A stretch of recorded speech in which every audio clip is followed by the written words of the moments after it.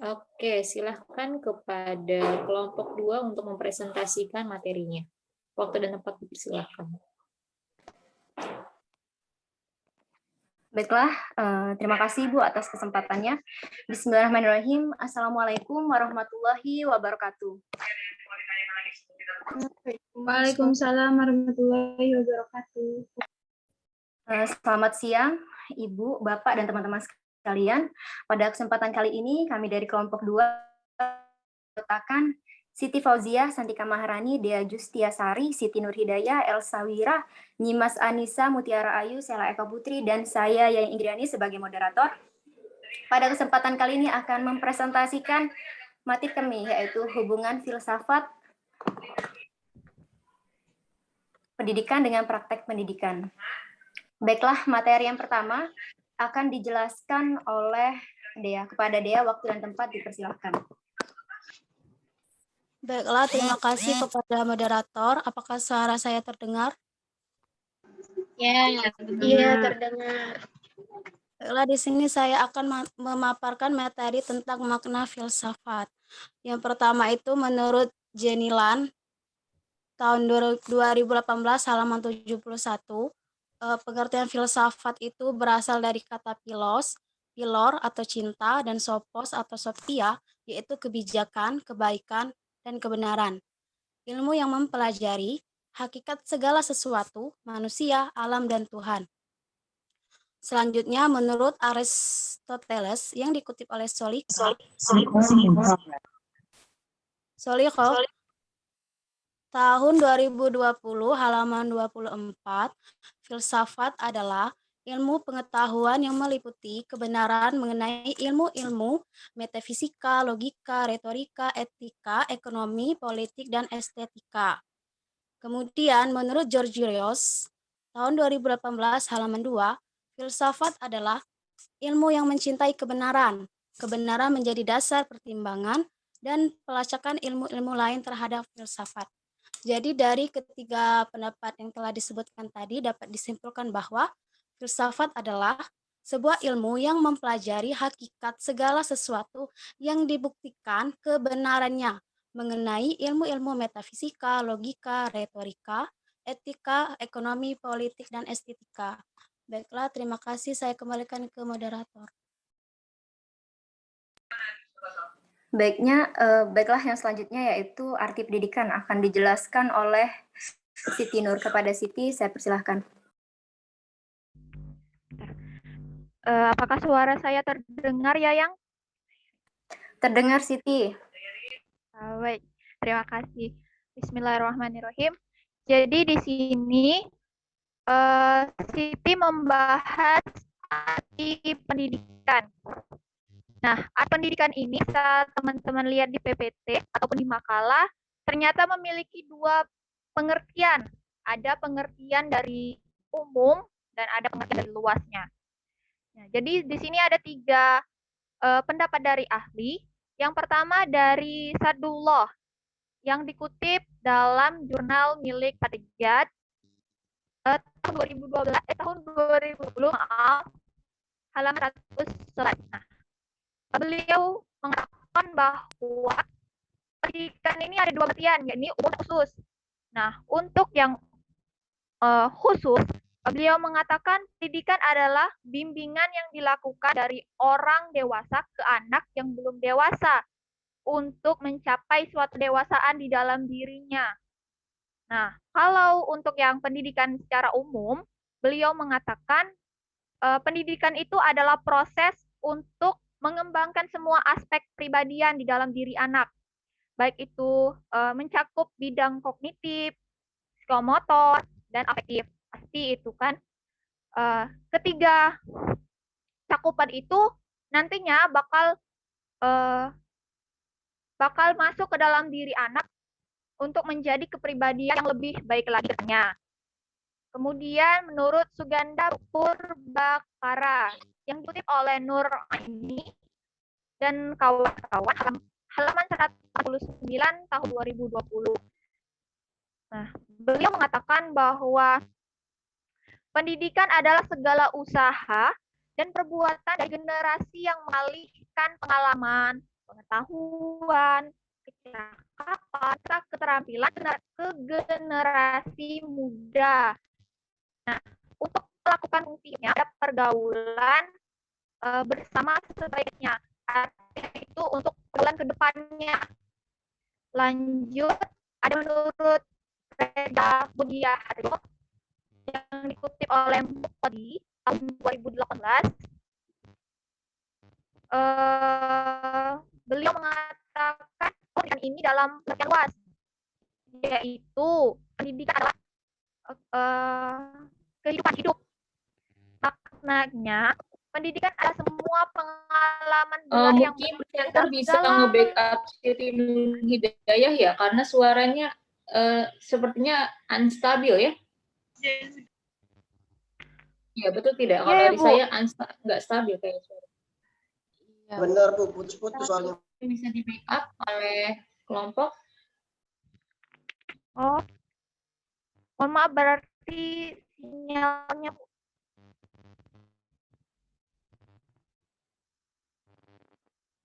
Halo?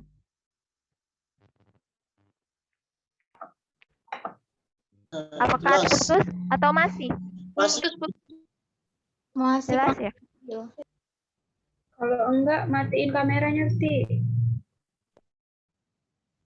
Oh, ya, teman. Kalau enggak usah pakai headset, Ti.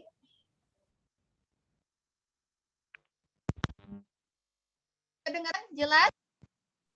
Oke, mulai. Kalau sekarang jelas. Ya.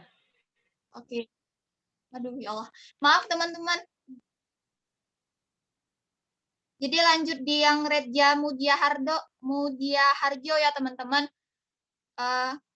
Di sini beliau pengertian luasnya. Pendidikan itu diartikan sebagai kehidupan atau hidup. Maknanya, pendidikan adalah semua pengalaman belajar yang berlangsung dalam segala lingkungan dan sepanjang hidup.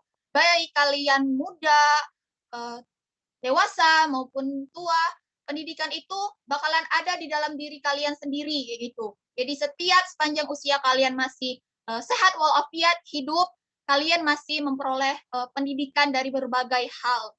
Nah, dapat disimpulkan di PPT bahwa pendidikan adalah suatu proses pengembangan diri seseorang, baik dalam perubahan aspek kepribadian manusia, entah itu sikap, etika, maupun ketiga cakupan tadi, kognitif, psikomotor, afektif. Nah, itu bakalan mencapai kepribadian individu yang lebih baik lagi. Mungkin saya kembalikan ke moderator. Terima kasih. Baiklah, terima kasih Saudari Siti. Yang selanjutnya yaitu konsep filsafat pendidikan akan dijelaskan oleh kepada Elsa.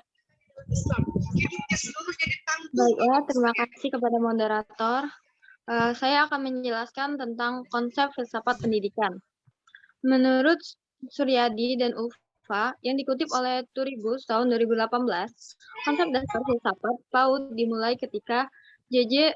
Rousseau dan John Locke berani menepis dogma agama yang menyatakan bahwa anak dilahirkan dalam keadaan yang berdosa.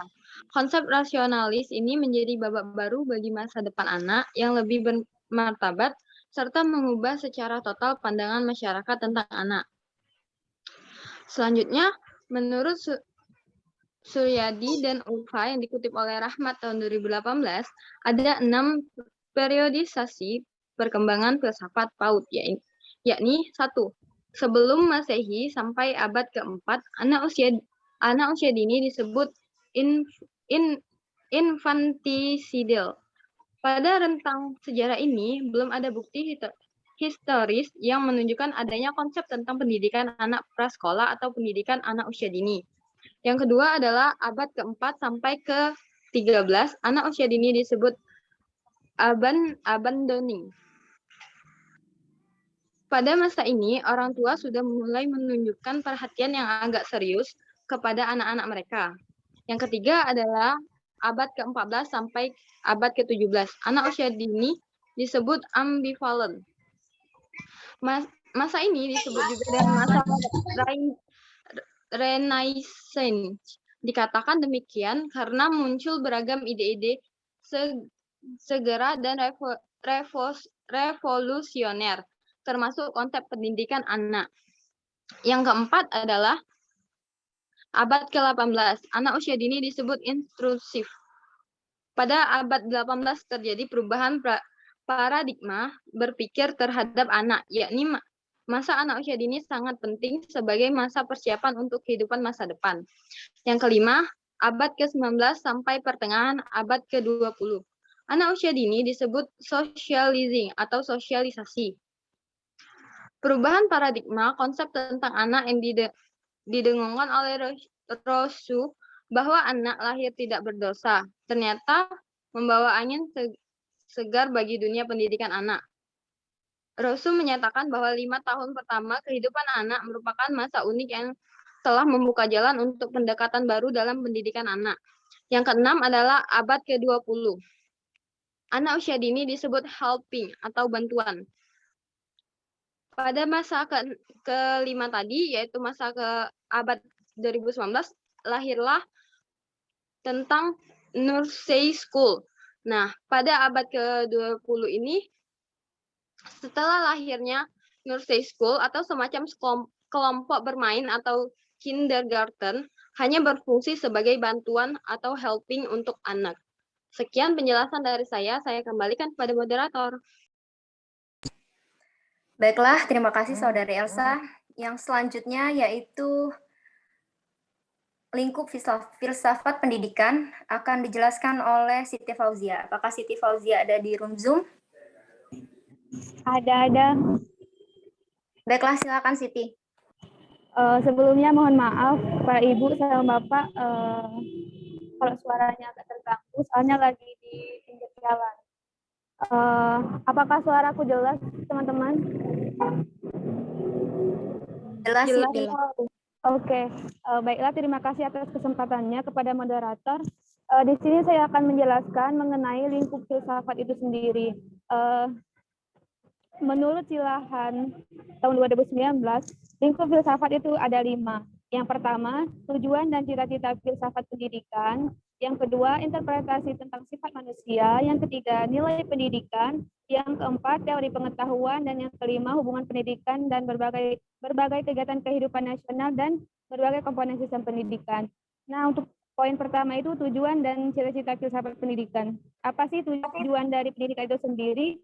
Tujuan dari pendidikan adalah pembangunan karakter, pembangunan manusia, pengembangan manusia yang humoris, persiapan untuk kehidupan dewasa, pengembangan kewarganegaraan, penggunaan waktu luang, pelatihan untuk kehidupan sipil, pelatihan untuk kegiatan internasional, pencapaian integrasi sosial dan nasional, pengembangan ilmu pengetahuan dan teknologi, dan lain sebagainya. Nah, tujuan dari pendidikan ini disajikan oleh para pemikir pendidikan di waktu dan iklim yang berbeda, diteliti dan dievaluasi. Dengan demikian, filsafat pendidikan secara kritis mengevaluasi berbagai tujuan dan cita-cita pendidikan yang akan dicapai. Kemudian yang kedua, interpretasi tentang sifat manusia. Gambaran filosofis tentang sifat manusia adalah hasil dari sintesis fakta-fakta yang dipinjam dari semua ilmu manusia dengan nilai-nilai yang dibahas dalam berbagai ilmu normatif yang berbeda. Gambaran filosofis oleh karena itu lebih luas dibandingkan dengan gambar manusia yang diambil oleh biologi, sosiologi, psikologi, ekonomi, dan antropologi. Kemudian poin yang ketiga yaitu nilai pendidikan.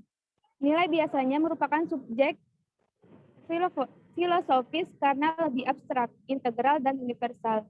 Filsafat pendidikan tidak hanya mengevaluasi nilai-nilai secara kritis, tetapi juga mensistematisasikannya dalam suatu hierarki. Oleh karena itu, pengawasan pandangan dunia, pandangan keyakinan adalah fungsi spesifik dari filsafat dan perlu untuk diperlukan filosofis terhadap nilai-nilai tersebut. Kemudian, poin yang ketiga yaitu teori pengetahuan. Pendidikan ini terkait dengan pengetahuan. Pendidikan ditentukan oleh sumber, batasan, kriteria, dan sarana pengetahuan. Diskusi tentang semua ini berada dalam yurisdiksi epistemologi, salah satu cabang filsafat. Oleh karena itu, area penting berfungsinya filsafat pendidikan terkait dalam teori pengetahuan. Dan poin yang terakhir yaitu hubungan pendidikan dan berbagai bidang kehidupan nasional dan berbagai komponen sistem pendidikan. Salah satu kontribusi terpenting dari filsafat pendidikan untuk pendidikan adalah penyediaan kriteria untuk memutuskan hubungan negara dan pendidikan, sistem ekonomi dan pendidikan, kurikulum, organisasi dan manajemen sekolah. Kriteria penilaian di mana-mana ditentukan oleh filsafat. Oleh karena itu, filsafat pendidikan menyediakan kriteria untuk evaluasi dan penilaian kritis dalam bidang-bidang ini. Oke, mungkin cukup sekian penyampaian materi dari saya. Saya kembalikan ke moderator. Terima kasih atas kesempatannya. Terima kasih Siti Fauzia atas penjelasannya. Yang selanjutnya ada cabang-cabang filsafat yang akan dijelaskan oleh saya sendiri.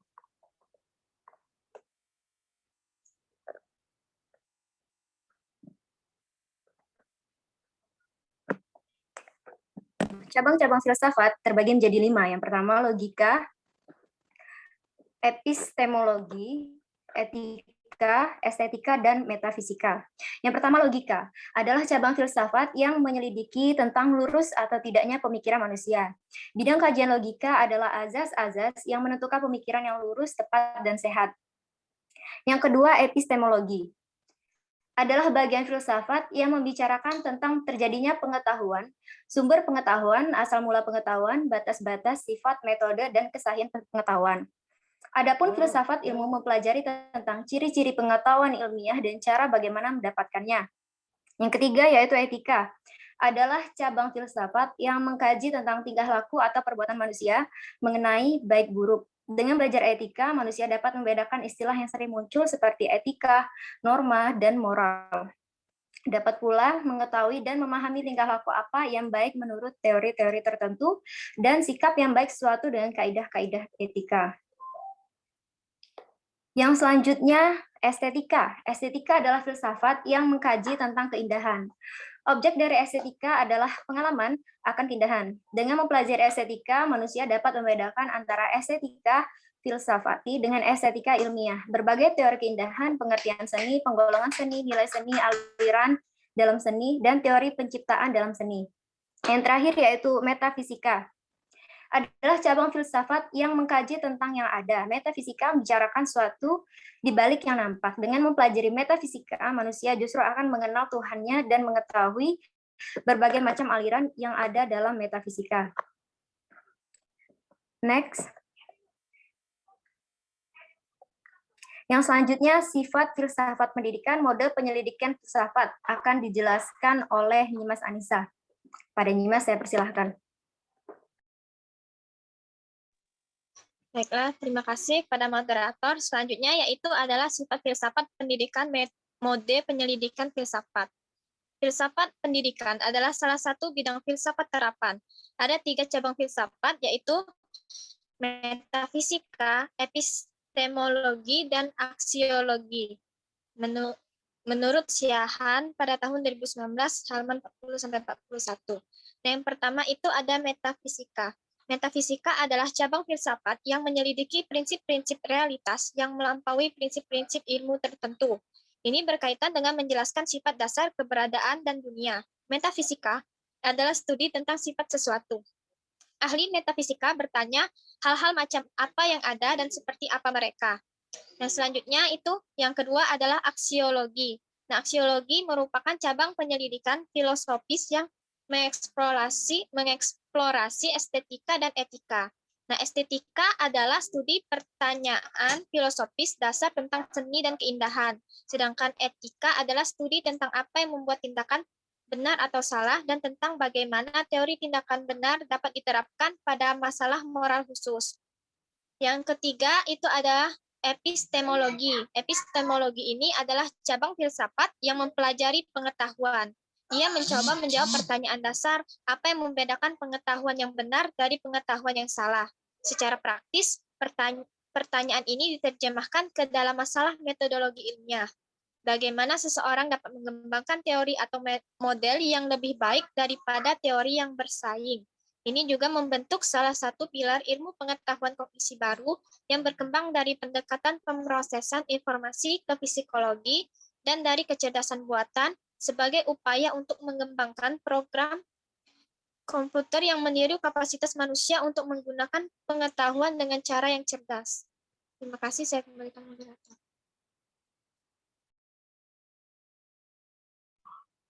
Baiklah, materi selanjutnya yaitu tujuan filsafat pendidikan akan dijelaskan oleh Saudari Sela.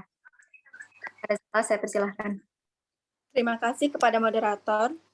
Adapun tujuan filsafat pendidikan yang pertama, tujuan filsafat pendidikan menurut AMKA tahun 2019 halaman 24 sampai 25 yaitu yang pertama, dengan berpikir filsafat seseorang bisa menjadi manusia lebih berdidik dan membangun diri sendiri.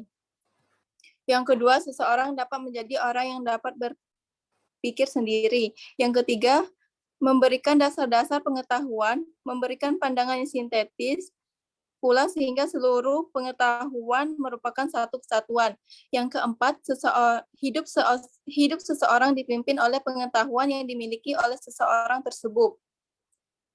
Sebab itu, pengetahuan terdasar berarti mengetahui dasar-dasar hidup diri sendiri. Yang kelima, bagi seorang pendidik, filsafat mempunyai kepentingan istimewa karena filsafatlah yang memberikan dasar-dasar dari ilmu-ilmu pengetahuan lainnya yang mengenai manusia seperti misalnya ilmu pendidikan. Tujuan filsafat pendidikan juga dapat dilihat dari beberapa aliran filsafat pendidikan yang dapat mengembangkan pendidikan itu sendiri. Yang ada idealisme, realisme, pragmatisme, humanisme, behaviorisme, dan konstruktivisme.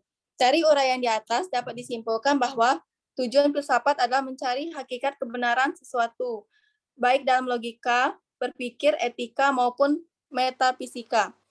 Baiklah, saya kembalikan kepada moderator. Terima kasih.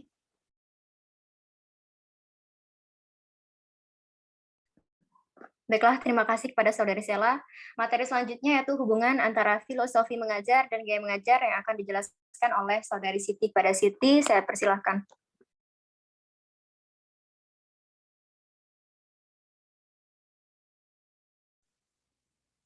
Baik, apakah suara saya terdengar mulus? Eyang? Jelas ya, Siti, jelas. Jelas. Jadi di sini kan ada hubungan antara filosofi mengajar dan gaya mengajar. Sebenarnya Siti, tapi ada Siti juga yang bakal menjelaskan nanti. Oke, Silahkan di backup dulu ya. Sudah jelas? Jelas. Sudah. Jelas. Siti Nanti income aja kali ya. ya sudah Bu, ini. Lanjut, yang pertama itu ada sifat pelajar. Nah, di PPT bisa dilihat sifat pelajar ini akan didefinisikan dalam bentuk ekstrim kontinum dengan menggunakan istilah Lockean dan Platonis. Lockean itu ialah pasif. Nah, kalau Platonis ialah aktif. Kenapa dibilang begitu? Karena menurut kelompok kami, sifat pelajar itu bisa aktif, bisa pasif. Tergantung dari pemberian stimulasi dari pendidik. Gitu. Lockean adalah sebuah posisi dari John Locke, Lockean dan Platonis. Dalam bukunya Essay Concerning Human Understanding. Yang pertama kali menulis tentang pikiran adalah sebuah tabula rasa, teori tabula rasa. Teman-teman masih ingat teori tabula rasa? Isinya tentang apa? Poinnya. Ada yang ingat?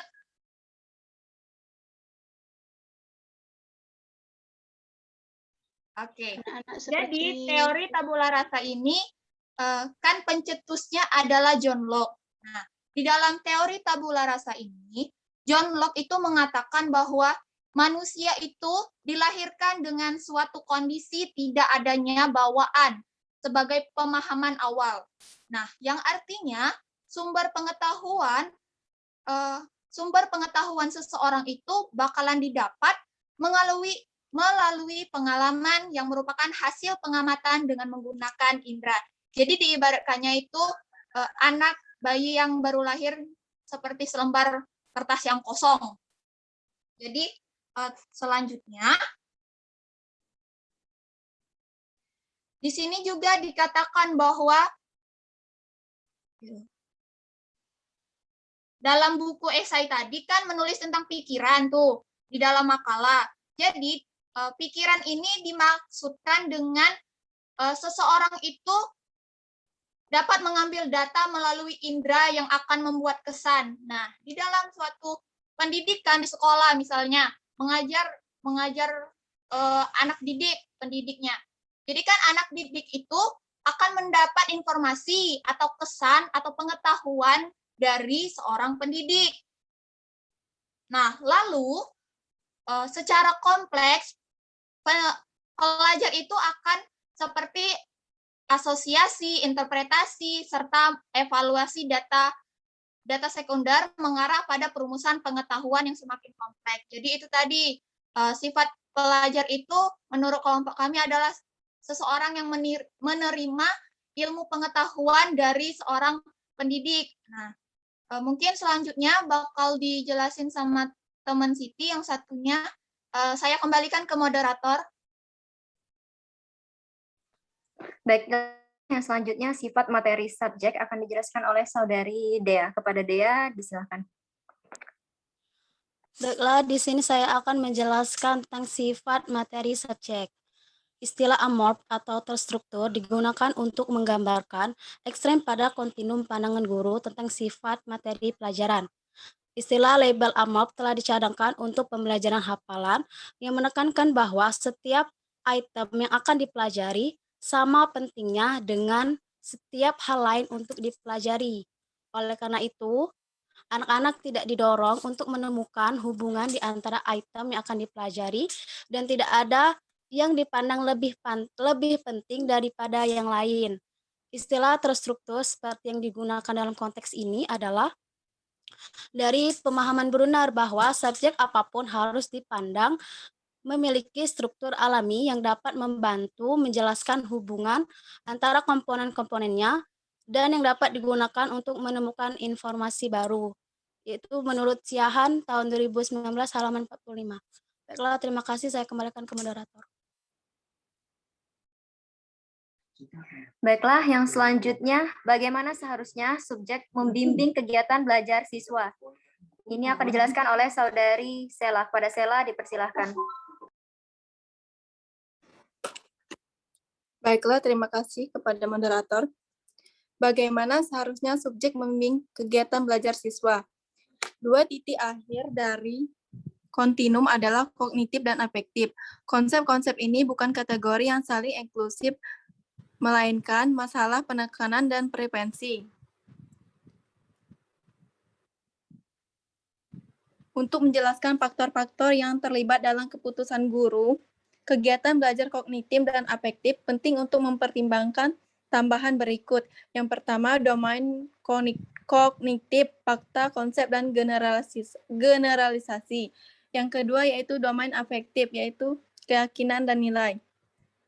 Selanjutnya, tren perilaku untuk melaksanakan posisi filsafat seseorang.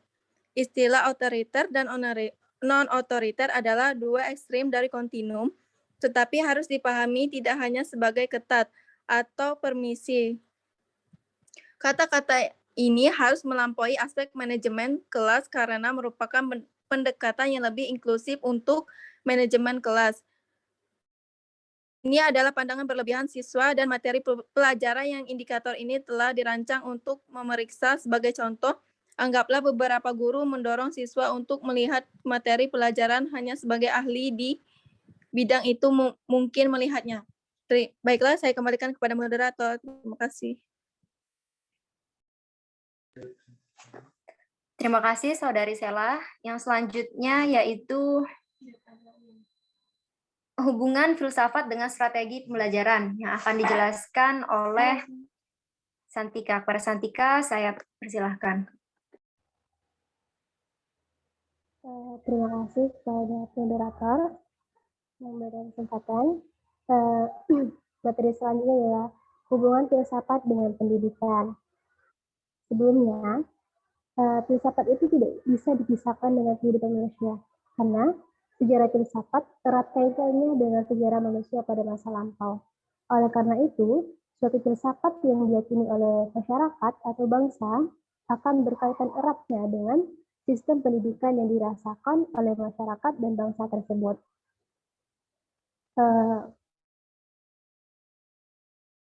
Hubungan fungsional antara filsafat dan teori pendidikan dapat diuraikan sebagai berikut. Nah, yang pertama, filsafat dalam artian analisa adalah salah satu pendekatan yang digunakan oleh para ahli pendidikan dalam memecahkan problematika pendidikan dan menyusun teori-teori pendidikan. Nah, yang kedua, filsafat itu berfungsi untuk memberikan arahan agar teori pendidikan yang telah dikembangkan memiliki referensi dengan dunia nyata. Nah, yang terakhir, filsafat memberikan arahan terhadap pengembangan teori-teori pendidikan menjadi ilmu pendidikan. Ini yang dikutip oleh Solikah 2020. Tidak hanya itu, menurut Junilan 2018 halaman 72, ia juga mengatakan bahwa antara filsafat dengan pendidikan itu sangat berhubungan erat. Karena filsafat menelaah suatu realitas dengan luas dan menyeluruh, sesuai dengan karakteristik filsafat yang radikal, sistematis, dan menyeluruh. Konsep tentang dunia dan tujuan hidup manusia yang merupakan hasil dari studi filsafat akan menjadi landasan dalam menyusun tujuan pendidikan. Nah, yang selanjutnya, filsafat juga memiliki hubungan yang erat dengan pendidikan. Alasannya karena filsafat dan pendidikan itu aplikasi ide-ide filosofis ke dalam masalah-masalah pendidikan. Nah, begitu juga sebaliknya, praktik-praktik pendidikan juga bisa menyumbang gagasan terhadap perbaikan ide-ide filosofis tersebut. Sebab pendidikan itu berkaitan dengan dunia ide juga aktivitas praktis. Pendidikan membutuhkan filsafat karena masalah-masalah pendidikan tidak hanya menyangkut paksaan pendidikan yang dibatasi pengalaman, tetapi juga masalah-masalah yang lebih luas, lebih mendalam, serta lebih kompleks yang tidak dibatasi pengalaman maupun fakta-fakta pendidikan dan tidak memungkinkan dapat dijangkau oleh sains pendidikan. Oleh karena itu, filsafat dan pendidikan itu sangat berhubungan. Terima kasih. Saya kembalikan ke moderator.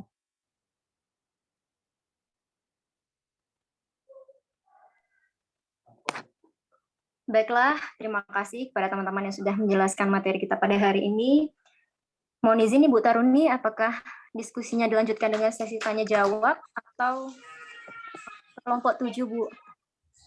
Kita lanjut dulu kelompok 7. Nanti teman-teman dicatat ya, saya juga menyampaikan sepertinya ada ada yang perlu ditambahkan mungkin ya.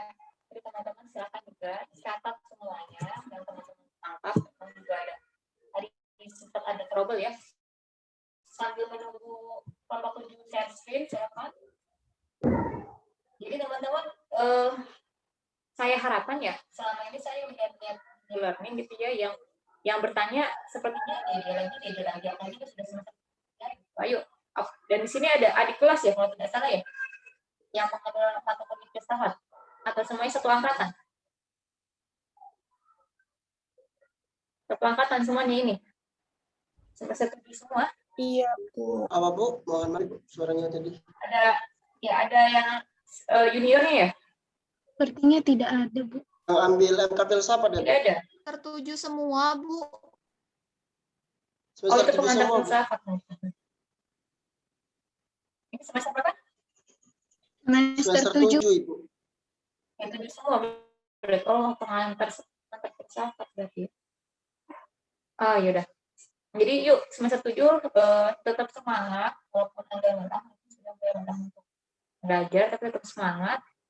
Dan di e-learning tuh ya dia lagi sepertinya yang bertanya, menjawab gitu. Yuk teman-teman yang lainnya gitu yang belum pernah muncul di e-learning, tolong munculkan ya keaktifannya di e-learning. Jadi teman-teman bisa menambah nilai-nilai dalam keaktifannya. Oh, sudah siap. Silakan kelompok 7 mempresentasikan. Tidak lebih atau tidak kurang dari 15 menit. Silakan. Baiklah, Assalamualaikum warahmatullahi wabarakatuh.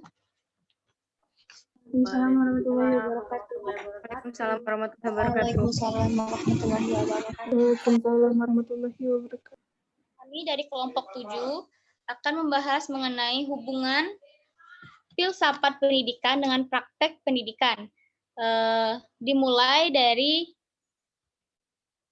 ini adalah nama-nama kelompok kami, dan pembahasan kami yaitu pertama, ada definisi filsafat dan pendidikan, kedua konsep filsafat pendidikan, ketiga cabang-cabang filsafat pendidikan, keempat fungsi filsafat pendidikan, dan kelima hubungan filsafat pendidikan dengan strategi pendidikan. Untuk materi pertama yaitu definisi filsafat akan dijelaskan oleh Saudari Nurdayati. Kepadanya dipersilahkan.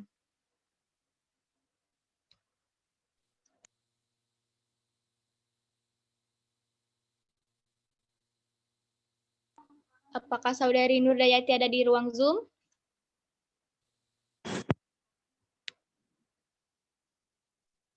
Bentar ya, saya cek. Ada. Silakan Nurdayati.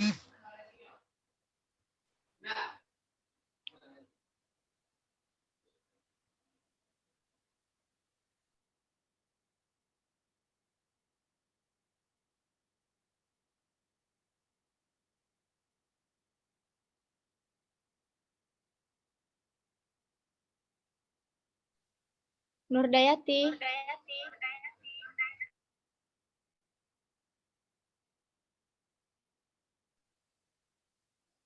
Oke, mungkin saya yang akan membackup.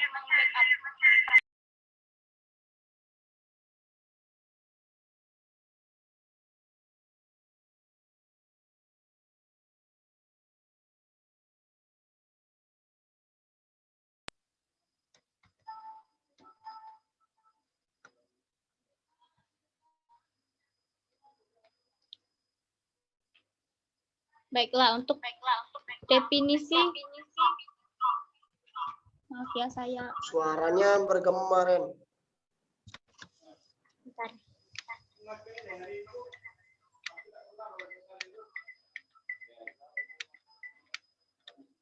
Untuk sekarang? Tidak ya? Jelas. Oke. Saya ulang sekali lagi, apa Nurdayati bisa? Kalau tidak, saya langsung backup ya, Nurdayati. Oke, untuk definisi filsafat, Nurgiansyah tahun 2020, halaman 1 mengemukakan bahwa secara bahasa istilah filsafat berasal dari bahasa Yunani, yakni philos, yang berarti cinta, senang, suka, dan sophia berarti pengetahuan, hikmah, dan kebijaksanaan. Jadi filosofia berarti cinta pengetahuan. Lalu, menurut Nursikin tahun 2016, filsafat merupakan studi tentang seluruh fenomena kehidupan dan pemikiran manusia secara kritis dan dijabarkan dalam konsep mendasar. Lalu, menurut Siahaan tahun 2019, halaman 31, filsafat adalah ilmu pengetahuan komprehensif yang berusaha memahami persoalan-persoalan yang timbul di dalam keseluruhan ruang lingkup pengalaman manusia, sehingga dapat disimpulkan bahwa filsafat adalah disiplin yang mempelajari objek-objek kemanusiaan secara menyeluruh atau komprehensif, merangkum, spekulatif, rasional, dan mendalam sampai ke akarnya atau radix, sehingga diperoleh inti hakiki dari objek yang dipelajari.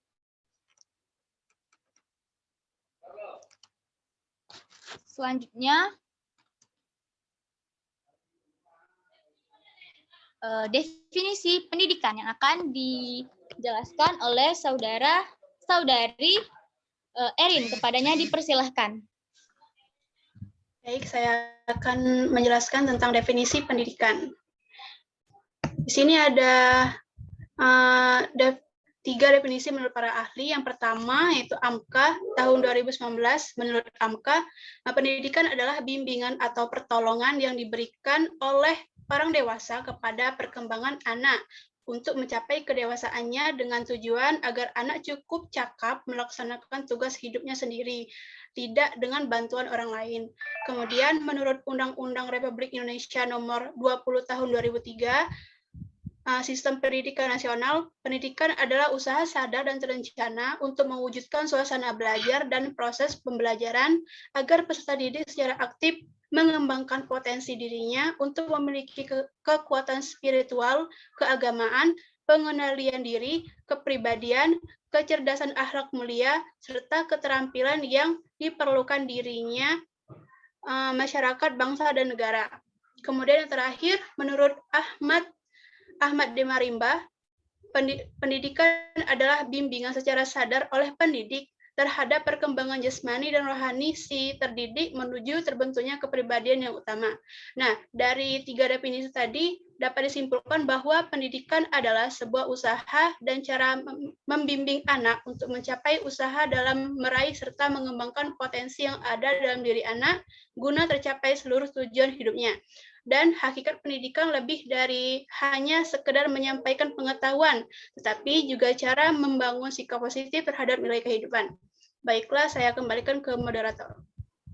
Oke, terima kasih Saudari Erin. Kita lanjut ke konsep filsafat pendidikan yang akan dijelaskan oleh Saudari Ruwida. Kepadanya disilahkan. Baiklah, selanjutnya materi tentang konsep filsafat pendidikan. Menurut Hikmawan tahun 2017, pola dan sistem pemikiran kefilsafatan sebagai suatu ilmu adalah ada 4 poin. Yang pertama itu ada pemikiran kefilsafatan harus bersifat sistematis. Maksudnya bersifat logis dan rasional tentang hakikat permasalahan yang dihadapi. Dan yang kedua itu ada tinjauan terhadap permasalahan yang berpikir berfilsafat radikal, yaitu menyangkut tentang persoalan mendasar sampai ke akar-akarnya. Dan yang ketiga itu ada ruang lingkupnya bersifat universal yang artinya menyeluruh, tidak hanya fokus pada satu.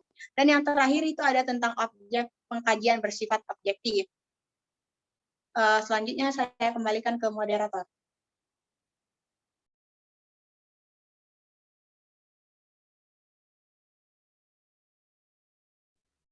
Rena, suaranya tidak terdengar.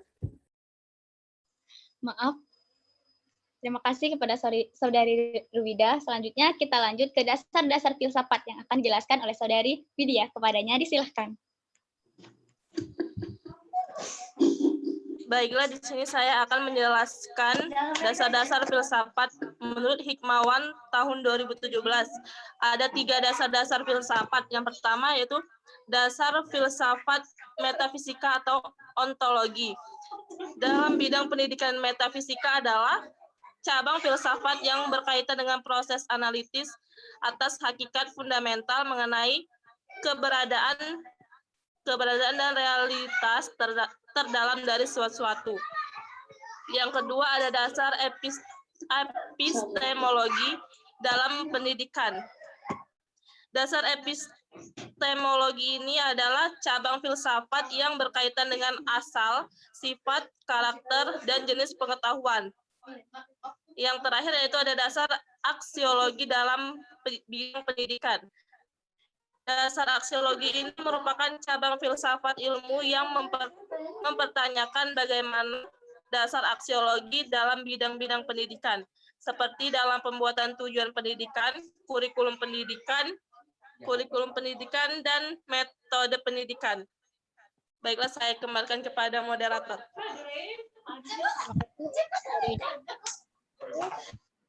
Kajian-kajian filosofis pendidikan yang akan dijelaskan oleh Saudari Syadini. Kepada Saudari Syadini dipersilahkan. Baiklah, terima kasih kepada Saudari Rena.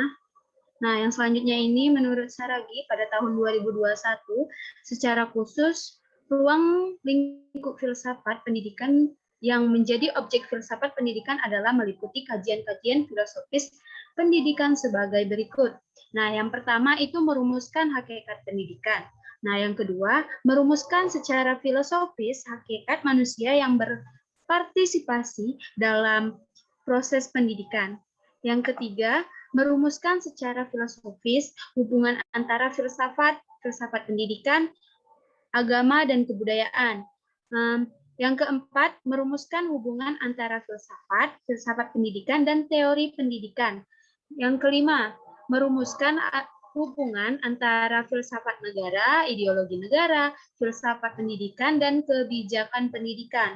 Yang keenam, itu merumuskan sistem nilai, etika, dan moral sebagai isi pendidikan yang merupakan tujuan pendidikan. Baiklah, terima kasih. Saya kembalikan ke moderator.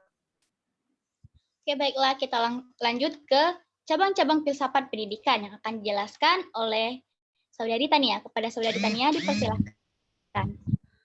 Baiklah, selanjutnya yaitu cabang-cabang filsafat menurut Sukawati dan Ji, yaitu terdapat 7 cabang filsafat. Yang pertama yaitu metafisika. Metafisika sendiri merupakan suatu cabang filsafat sistematis yang membahas keberadaan metafisika. Nah, metafisika sendiri dibagi menjadi 2, yaitu ontologi dan kosmologi. Ontologi dianggap sebagai teori tentang asas-asas umum dari hal yang ada, sedangkan dalam pemakaiannya dipandang sebagai teori mengenai apa yang ada. Kemudian kosmologi. Kosmologi merupakan cabang dari astronomi yang membahas asal mula struktur yang luas dan perkembangan alam semesta. Kemudian cabang filsafat yang kedua yaitu epistemologi, merupakan suatu cabang filsafat sistematis yang membahas pengetahuan. Hampir semua filsuf berpendapat bahwa epistemologi merupakan penyelidikan filsafat terhadap pengetahuan, khususnya tentang kemungkinan asal mula, batas-batas, jenis-jenis, sifat dasar pengetahuan dan kebenaran. Yang kemudian yaitu yang ketiga, cabang filsafat metodologi, merupakan sistematis yang membahas metode. Metode sendiri adalah suatu tata cara, teknik, atau jalan yang telah dirancang dan dipakai dalam proses memperoleh pengetahuan jenis apapun. Di metodologi ini dibagi menjadi 2, yaitu metode ilmu khusus dan metodologi filsafat. Cabang filsafat yang keempat yaitu logika. Logika membahas penalaran. Penalaran adalah suatu corak pemikiran khas yang dimiliki manusia dari pengetahuan yang ada untuk memperoleh pengetahuan lainnya, terutama sebagai sarana dalam pemecahan suatu masalah. Di cabang filsafat logika ini dibagi menjadi 2, yaitu logika tradisional yang bersumber pada logika yang berasal dari Aristoteles dan mempunyai penerapan-penerapan dalam metafisika, epistemologi, dan etika. Kemudian logika modern perkembangan, yaitu logika yang baru dalam matematika, khususnya logika simbolis yang mempunyai penerapan-penerapan dalam berbagai ilmu seperti fisika, biologi, dan psikologi. Kemudian yang kelima yaitu etika. Etika merupakan satu cabang filsafat sistematis yang moralitas. Moralitas ialah suatu himpunan ide mengenai hal-hal yang baik atau buruk pada perilaku manusia dan hal-hal yang benar atau salah pada tindakan manusia. Nah, di filsafat etika ini dibagi menjadi 2, yaitu etika umum, yaitu etika yang berlaku umum dalam kehidupan sehari-hari. Kemudian etika khusus, yaitu etika yang dibatasi pada sesuatu segi khusus dalam kehidupan manusia. Contohnya seperti etika politik, yaitu etika yang bersangkutan dengan kehidupan politik pada umumnya. Kemudian etika pemerintahan, yaitu etika yang bersangkutan dengan semua hal yang bersangkutan dengan pemerintahan di suatu negara. Kemudian yaitu yang keenam, yaitu estetika, merupakan cabang ilmu filsafat yang membahas keindahan. Nah, di konsep keindahan melahirkan banyak konsep lain yang berkaitan seperti keindahan dan kejelekan, hal yang indah dalam alam dan seni, cita rasa, ukuran baku penilaian, benda estetis, nilai estetis, pengalaman estetis, dan seni. Di estetika sendiri dibagi menjadi 2, yaitu estetika filsafati, yaitu estetika yang semula tumbuh zaman dahulu, kemudian estetika ilmiah, yaitu merupakan estetika yang berkembang pesat dalam zaman modern.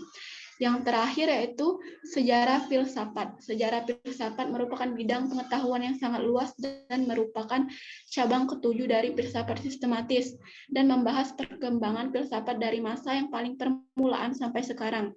Bidang ini dibedakan menjadi 3, yaitu sejarah menurut masa sejarah filsafat dunia barat, Salah satunya itu zaman petualangan pada abad yaitu masa Renaissance dan abad ke-17 zaman akal. Kemudian yang kedua yaitu sejarah menurut negara, misalnya sejarah filsafat Jerman, Perancis, dan negara-negara lainnya yang filsafatnya telah berkembang. Kemudian sejarah cabang-cabang filsafat sistematis, yaitu sejarah metafisika, sejarah epistemologi, dan sejarah metodologi, sejarah etika, dan sejarah estetika. Itu saja penjelasan dari saya kembalikan ke moderator. Oke, baiklah, kita lanjut ke fungsi filsafat.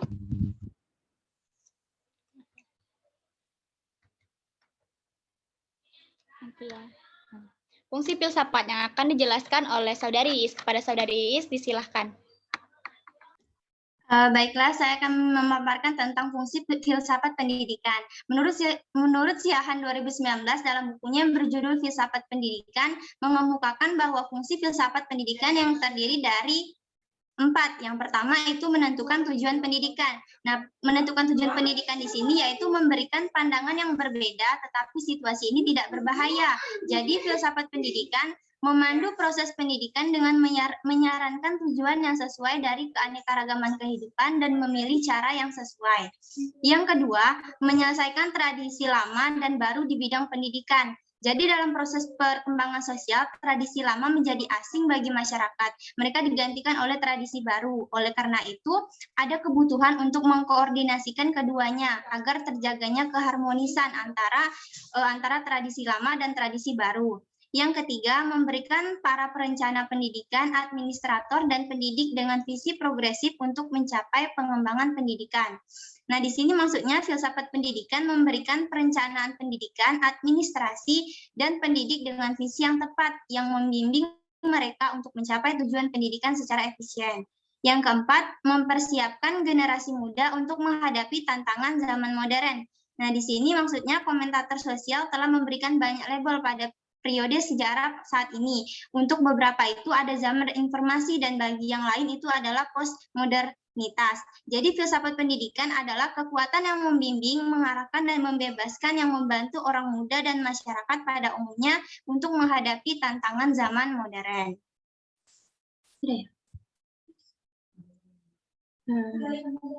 Nah, selanjutnya saya kembalikan ke moderator. Oke, baiklah kita lanjut pembahasan selanjutnya yaitu hubungan filsafat dan strategi pembelajaran yang akan dijelaskan oleh Dian Septiana. Kepadanya dipersilahkan. Baiklah, hubungan filsafat pendidikan dengan strategi pembelajaran. Filsafat pendidikan merumuskan segala sesuatu yang berkaitan dengan hakikat pendidikan dan pelaksanaannya. Pelaksanaan pendidikan dilakukan dengan merujuk pada tujuan pendidikan yang telah dirumuskan sebelumnya. Dengan demikian, proses dan tujuan yang hendak dicapai oleh pendidikan merupakan hakikat pendidikan itu sendiri. Artinya, perjalanan pendidikan bergantung pada tujuannya. Menurut Sutisno, tahun 2019, tujuan tersebut dapat dicapai dengan merumuskan berbagai metode, strategi, cara yang akan diterapkan dalam kependidikan dan proses pembelajaran. Kemudian disiapkan pula alat-alat pendidikan, sarana dan prasarana yang memperkuat dan mempercepat tercapainya tujuan tersebut. Baiklah, mungkin itu saja dari saya kembalikan kepada moderator. Baiklah, terima kasih Dian. Selanjutnya yaitu kesimpulan. Apakah Saudari Nurdayati ada di room? Bisa membacakan kesimpulan Saudari Nurdayati? Nurdayati talking, tapi suaranya tidak ada Nurdayati.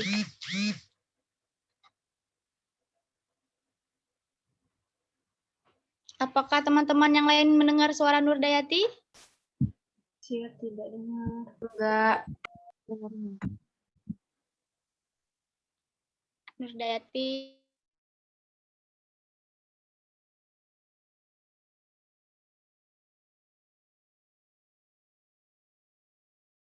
Ya, sepertinya terkendala sinyal ya. Maaf ya Nurdayati.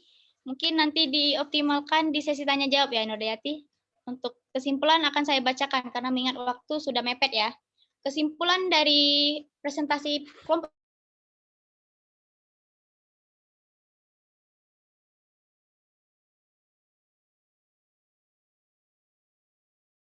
mengetahui 4 panduan proses belajar mengajar berikut.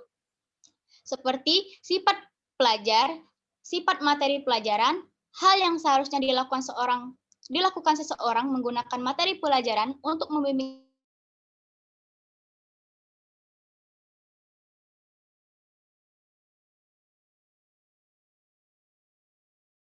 tersebut pasti mempengaruhi gaya mengajar, latar belakang untuk mendekati masalah pendidikan secara efektif.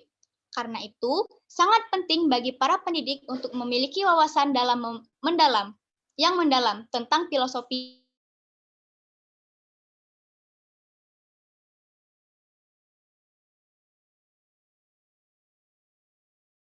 pendidikan. Sekian sebelum koreksinya teman-teman, kami akhiri. Wabillahi taufiq wal hidayah. Wassalamualaikum warahmatullahi wabarakatuh. Waalaikumsalam.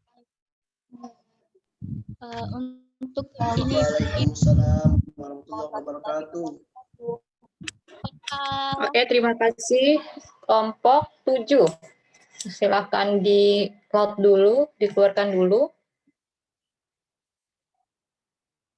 Sudah, Bu. Sebentar ya, saya stop recording dulu.